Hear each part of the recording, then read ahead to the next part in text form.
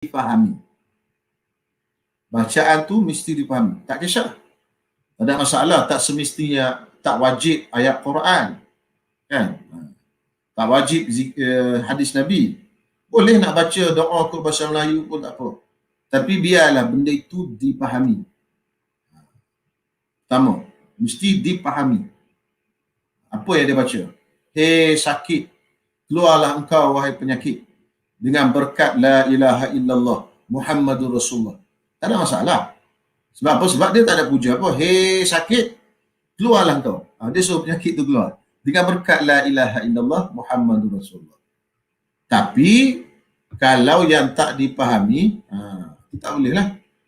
Macam-macam. Saya dulu hafal, tapi sekarang dah tak hafal. Kan? Ataupun bacaan itu tuan-tuan semua bercampur. Memesongkan baca ayat Quran. Sebagai contoh. Ini ilmu untuk kuat. Tapi tuan-tuan jangan hafal pula. Kan? Ilmu salah ni. Ilmu untuk kuat ni. Untuk gagah, ilmu silat. Dia punya bacaannya bercampur aduk antara Quran dengan bacaan Melayu. Bismillahirrahmanirrahim. Inna fatahna laka fatah putuh getah membujur layu melitam patah. Kan? Jadi bunyi awalnya inna fatahna laka fataham mubina. Itu ayat Quran. Tapi dia potong-potong. Inna fatahna laka patah putuh getah. Putuh getah tu bahasa orang Kelantan, putuh langsung. Membujur layu melintang patah. Lepas tu panjang lagi lah, saya tak ingat. Dulu hafal jugalah. Kan? Jadi amalan-amalan yang macam ni, bacaan-bacaan ni bertentangan dengan ajaran Islam. Tak boleh. Jadi apa yang nak dibaca tu mesti dipahami. Dan sebaiknya, yang terbaiknya adalah ayat Quran dan juga zikir-zikir yang datang daripada Nabi SAW. Kalau tak dipahami, kita tinggallah. Allah yarham Tuan Guru Datuk Ismail Kamal tu, dia sebut, dia kata ada satu orang ni, dia menerima satu amalan. Satu amalan ni bagus untuk menghalau jin. Setiap kali dia baca amalan ni, jin tu lagi. Jin tu masuk badan orang ni, dia baca je benda ni lagi. Tapi dia tak tahu apa maksud bacaan. Bunyinya bukan bahasa Melayu lah. Bukan bahasa Arab. Akhirnya dia tanya kawan dia yang berbahasa Siam. Pasal dia baca bunyi Siam. Dia kata, macam baca Siam, tapi dia pun tak faham. Dia pun bawa lah bacaan ni jumpa dengan Sami di Malaysia. Sami tu kata, ini bacaan ni tinggi. Tak boleh Sami di sini. Kena pergi Sami di Bangkok. Dia pergilah ke Bangkok. Usaha orang ni, tuan-tuan semua. Ini cerita benar lah, berlaku lama dulu, tuan-tuan semua. Dia pergi ke Sami di Bangkok. Sami di Bangkok buka bacaan tu. Dia kata ada dalam kitab dia ni. Ini bacaan memanggil Raja Jin dalam wirid ataupun bacaan agama Buddha. Jadi rupanya dia dah baca lama dah. Benda tu dia panggil Raja Jin. Tapi dia tak sedar. Tapi benda tu dibaca jadi. Sebab tu ulama menetapkan syarat utama untuk zikir dan doa kita, untuk guna rawatan, biarlah bacaan itu difahami. Lebih elok lagi Al-Quran. Kan? Quran ni tuan-tuan semua paling bagus lah. Allah Ta'ala dah sebut, وَنُنَزِّلُ مِنَ الْقُرْآنِ مَا هُوَ شِفَاءٌ وَرَحْمَةٌ لِلْمُؤْمِنِينَ. Dan kami turunkan Al-Quran sebagai syifa dan sebagai rahmat bagi orang mukmin. Tidak boleh menyajikan makanan untuk menjamu penunggu. Tidak boleh mentaati pengamal perubatan atau seseorang pada perkara yang jelas bercanggah dengan akidah dan syariat Islam. Tak boleh. Kalau benda itu bercanggah, tak boleh. Ada benda-benda yang bercanggah. Banyak juga tuan-tuan semua. Kadang-kadang Tok Pomoh ni dia suruh benda pelik-pelik. Jadi kalau benda bercanggah, tak boleh. Yang terakhir sekali, menolak sebarang syarat yang diberikan yang bertentangan dengan akidah. Kalau benda itu bertentangan dengan akidah, kita tolak. Okay? Itu syarat-syaratnya. Kenapa nak kena tahu syarat itu? Sebab kalau kita pergi jumpa mana-mana perawat Kalau dia tidak memenuhi syarat-syarat ini, tuan-tuan semua, okey, masuk gear reverse, pusing balik lah. Janganlah kita gadaikan akidah kita, kalau kita gadaikan agama kita semata-mata kerana nak sembuh dan sebagainya. Sembuh itu Allah Ta'ala yang bagi.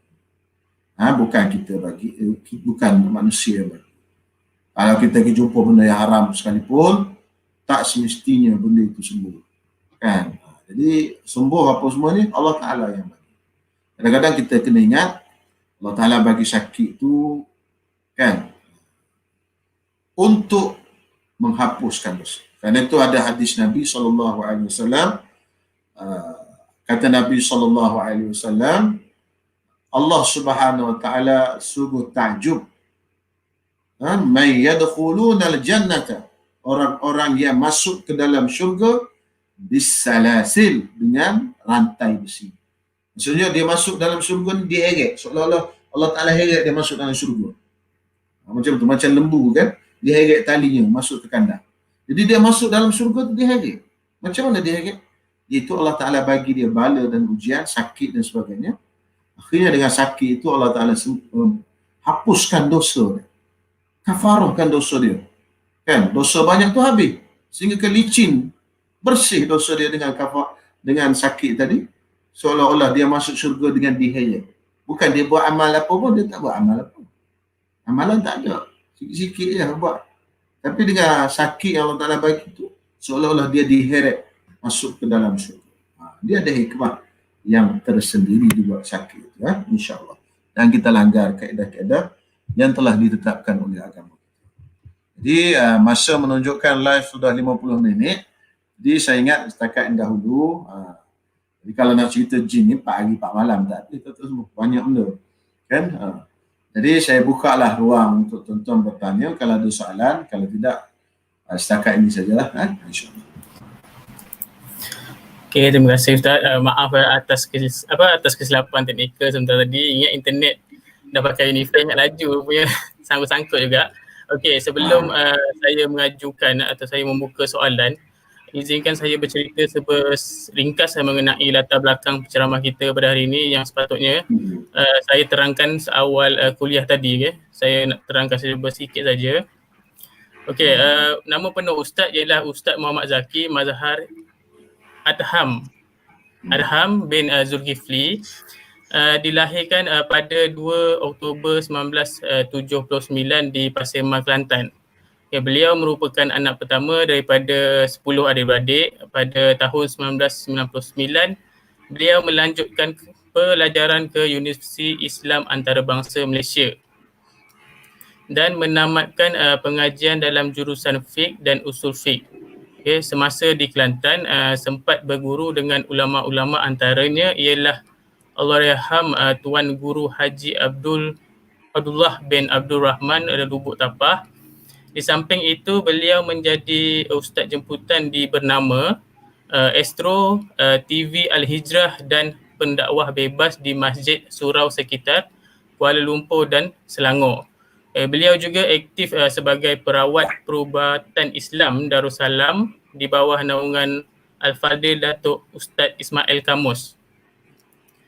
Okey, beliau pernah menjadi guru, pegawai penyelidik dan pegawai dakwah selain bertugas selama 15 tahun di Jabatan Islam Wilayah Persekutuan, Institut Tadbir Awam Negara dan Pusat Islam. Okey. Beliau juga merupakan bekas Adun Gombak Setia pada tahun 1999. Yang atas tu bukan biodata saya tu. Oh, bukan yang atas. Okey. Yang atas tu biodata Datuk Ismail Kamus. Terpotong sikit. Okey. Yang mana yang bawah ni sajalah. Ya, yang saya tu setakat. Okey. Maafkan saya. Saya tak pernah jadi adun lagi. Terkejut tu tengok adun kan. Okey, jadi saya nak buka soalan jika ada soalan-soalan daripada penonton. Jika ada soalan, jika tak ada, saya nak tanya soalan lah kepada Ustaz . Saya lah tanya . Sekejap . saya nak tanya, apa amalan yang boleh diamalkan sekiranya tidak mahu terkena buatan orang ataupun buatan sihir ni, ada secara sengaja ataupun tidak sengaja? Macam mana kita nak Baik, antara amalan untuk mengelakkan daripada terkena gangguan ni sebenarnya banyak.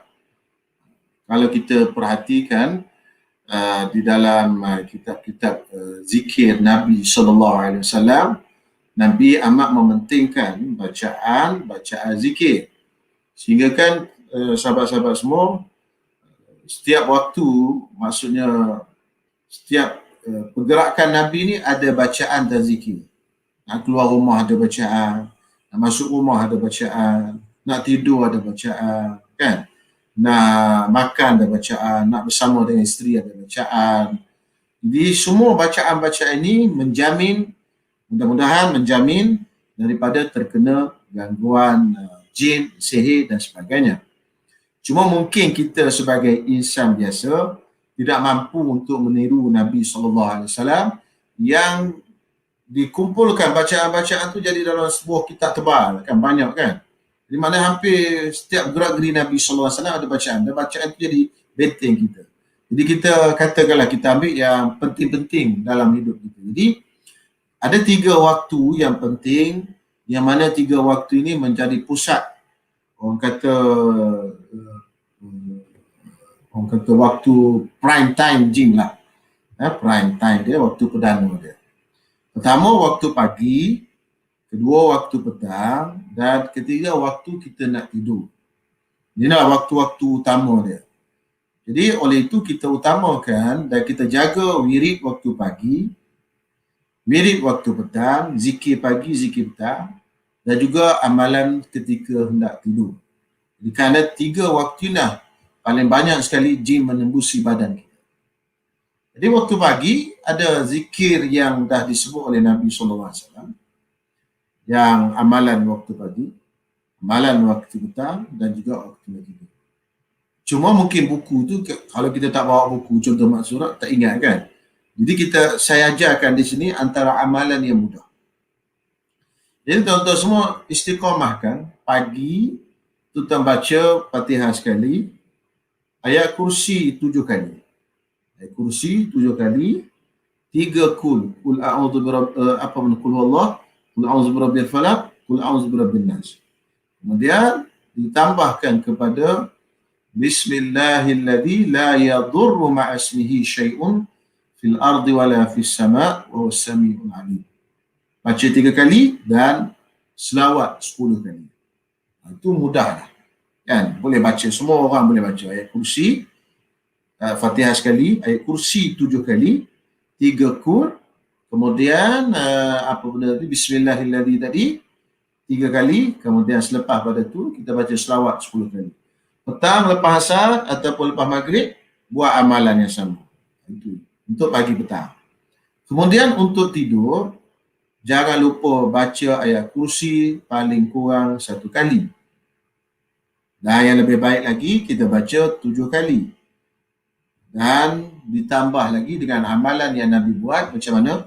Nabi baca, ni Nabi buat, tapi malam sekali kita tak sempat. Pasal banyak hiburan kita. Kadang-kadang tertidur depan TV. Tak sempat nak wirid, tak sempat nak buat amalan apa. Tengok bola, tidur habis. Kan? Tengok Endoskan, tidur habis. Kita tak ada persediaan tidur. Itu jadi kadang-kadang jin masuk tu. Sedangkan Nabi dia bersedia betul untuk tidur. Jadi Nabi buat apa? Nabi baca 3 kul. Kul huwallah, kul a'udzu birabbil falaq, kul a'udzu birabbin nas. Tiup sampai habis nafas, tiup. Kemudian sapu muka, kemudian sapu dada, sapu bawah dan sapu kaki semua. Elok dibuat sambil berunjuk. Kemudian buat sekali lagi, baca 3 kul, tiup sama, sapu sekali lagi, dan buat kali ketiga tiup, sapu sama juga, sapu sampai 3 kali. Lepas tu baru tidur. Jadi itulah benteng malam kita tu. Jadi kekerapan jin masuk ke badan kita yang paling kerap masuk ialah pada 3 waktu ni, iaitu pagi dan petang dan juga waktu kita tidur. Karena bila kita tidur, tuan-tuan semua, roh yaqazah, roh sedar. Bukan roh hayah, roh hidup. Roh hidup tu dah ada, roh yaqazah dia panggil roh sedar, dia keluar. Bila dia keluar, badan kita kosong. Maka bila kosong tu, tuan-tuan semua, sebab tu benda-benda yang luar, jin, hantu, syaitan semua, mudah masuk dalam badan kita. Pada waktu kita sedang tidur. Okey, itu sajalah amalan yang mudah ringkas, insya-Allah.